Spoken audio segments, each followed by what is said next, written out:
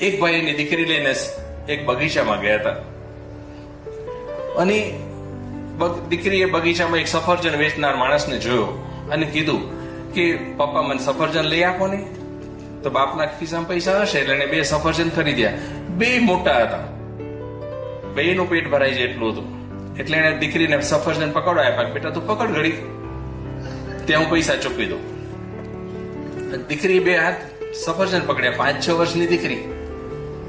એટલે પૈસા ચૂકવીને બાપ ફર્યો કે લાવ બેટા. તો દીકરી પહેલા સફરજન બટકું ભરી લીધું.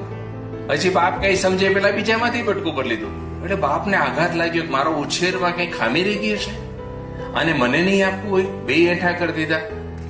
એટલે આ દીકરીના ઉછેરમાં મારી શું ભૂલ રહી ગઈ?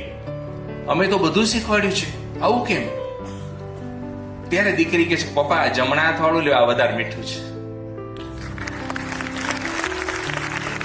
બાપ દુઃખી થઈ જાય છે અને પોતાના ત્વરિત અભિપ્રાય માટે એવું થાય છે કે ખોટું કર્યું મેં.